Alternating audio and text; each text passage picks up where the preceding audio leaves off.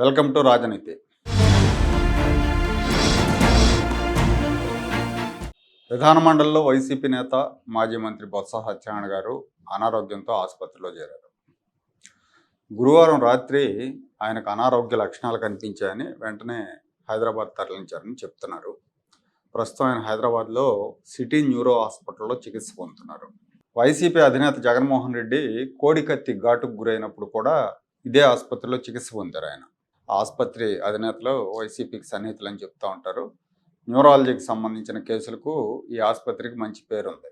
ఆంధ్రప్రదేశ్లో బడ్జెట్ సమావేశాలు ప్రారంభమైనప్పటి నుంచి శాసన మండలిలో బడ్జెట్ కంటే తిరుమల నెయ్యి కల్తీ, హెరిటేజ్, ఇందాపూర్ డైరీలకు లింకులున్నాయి అన్న అంశాల మీద అధికార ప్రతిపక్ష సభ్యుల మధ్య ఘర్షణపూరిత వాతావరణం నెలకొంది.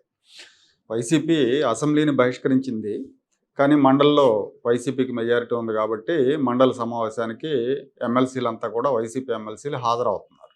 అధికార ప్రతిపక్ష సభ్యుల మధ్య వాడిగా వేడిగా వాదోపవాదాలు కూడా జరుగుతూ ఉన్నాయి. గురువారం రోజు కూడా రాయలసీమ ఎత్తిపోతల విషయంలో చాలా తీవ్రమైన చర్చ జరిగింది. ఆగ్రహావేశాల మధ్య చర్చ జరిగింది. ఎవరైతే శాసనసభ సాక్షిగా తెలంగాణ ముఖ్యమంత్రి రేవంత్ రెడ్డి గారు ఏదైతే అంశాన్ని లేవనెత్తారో, రాయలసీమ ఎత్తిపోతల పథకాన్ని నేను చెప్తేనే చంద్రబాబు నాయుడు ఆపారన్నారు. అది వాస్తవా కాదా? అది వాస్తవా కాదా? అది వాస్తవం అవుతుంది చెప్పండి. వాస్తవం అవుతుంది ఒకటి. ఆ తర్వాత రోజు శుక్రవారం అంటే ఈరోజు నెయ్యి కల్తీ మీద చర్చకు పట్టుబడతామని బొత్స సత్యనారాయణ చెప్పారు. కానీ గురువారం రాత్రి ఆయనకి స్వల్పంగా స్ట్రోక్ లక్షణాలు కనిపించాయి. వెంటనే హైదరాబాద్ తీసుకెళ్లారు. బొత్స సత్యనారాయణకు గతంలోనే స్ట్రోక్ వచ్చింది. ఆయనకి కొన్నేళ్ల క్రితమే ఆయనకు స్ట్రోక్ వచ్చింది. అందుకే ఆయన మాట కొంచెం తడబడుతూ రోల్ అవుతూ ఉంటుంది. సరే, అది వచ్చినా కూడా ఆయన వెంటనే కోలుకున్నారు. రాజకీయాల్లో యాక్టివ్గా ఉన్నారు. 6 నెలల క్రితం ఇలాగే చీపురుపల్లిలో ఒక సభలో మాట్లాడుతున్నప్పుడు కుప్పకూలిపోయారు. వెంటనే ఆయన హాస్పిటల్లో చేర్చారు. అప్పుడు ఈ స్ట్రోక్ అటాక్ అయి కోలుకున్నాక జనరల్గా డాక్టర్లు ఏం చెప్తారంటే, ఆందోళన కలిగించే అంశాలకు దూరంగా ఉండాలి, టెన్షన్ ఫీల్ అవ్వద్దు, స్ట్రెస్ ఉండకూడదు, ప్రశాంతంగా జీవితాన్ని గడపాలని చెప్తూ ఉంటారు. కానీ బొత్స రాజకీయాల్లో ఉన్నారు. రాజకీయాల్లో ఉండే వాళ్ళకి అది సాధ్యం కాదు. అందులోనూ జగన్మోహన్ రెడ్డి లాంటి అధినేత దగ్గర ప్రశాంతంగా ఉండలేరు. ఇప్పుడు కూడా ఈ తిరుమల నెయ్యి విషయంలో అధికార పార్టీని ఇబ్బంది కలిగించేలా సభలో వ్యవహరించాలని జగన్మోహన్ రెడ్డి ఒత్తిడి చేయటం వల్లే ఇలా జరిగిందని, తిరుమల వెంకటేశ్వర స్వామికి జరిగిన అపరాధాన్ని కవర్ చేస్తూ మాట్లాడటం, సభలోకి ఆయన ఫోటోలు తీసుకురావటం వంటి తప్పులు చేయటం మూలంగానే ఇలా జరిగిందని రకరకాలుగా తెలుగుదేశం సోషల్ మీడియాలో ప్రచారం జరుగుతూ ఉంది. సరే, ఈ కారణాన్ని ఎందుకు వచ్చింది ఏంటి, ఇవన్నీ మనం ఎలా ఊహించుకున్నా ఆందోళన పెరిగినప్పుడు మాత్రమే ఇలాంటి సమస్యలు వస్తాయి. ఈ బడ్జెట్ సమావేశాలు ప్రారంభమైనప్పటి నుంచి కూడా బొత్స సత్యనారాయణ గారు ప్రతిరోజు ఆవేశపూరితంగా మాట్లాడుతూ ఉన్నారు. తిరుమల లడ్డు విషయంలో అప్పటి ప్రభుత్వాన్ని, టీటీడీ బోర్డుని, అప్పటి బోర్డుని కాపాడే విధంగా తప్పంతా కూటమి ప్రభుత్వాన్ని అన్నట్టుగా వైసీపీ సభ్యులు మండలిలో ఆరోపణలు చేస్తున్నారు. చరిత్రలో ఎన్నడూ లేని విధంగా వెంకటేశ్వర స్వామి ఫోటోలతో వీళ్ళు సభలో ప్రవేశించారు. చెప్పులు వేసుకుని వెంకటేశ్వర స్వామి ఫోటోలను సభలో ప్రదర్శించి మహాపరాధానికి పాల్పడ్డారని తెలుగుదేశం సభ్యులు తప్పుపట్టారు.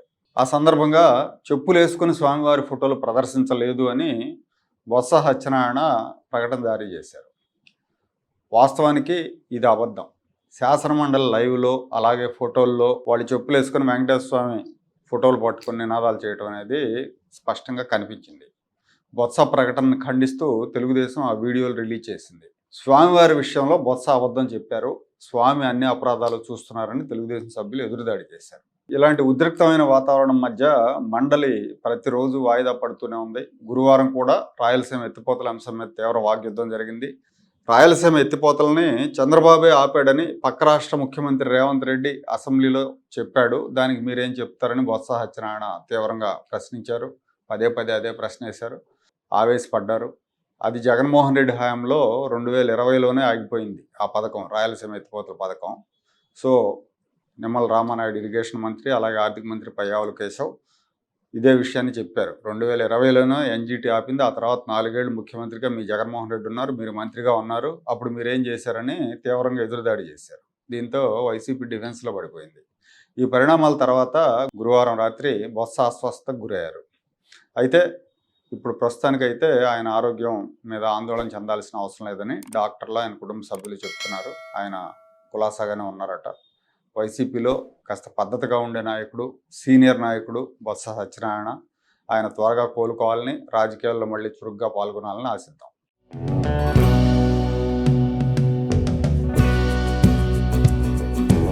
Like, share and subscribe to Rajaniti channel.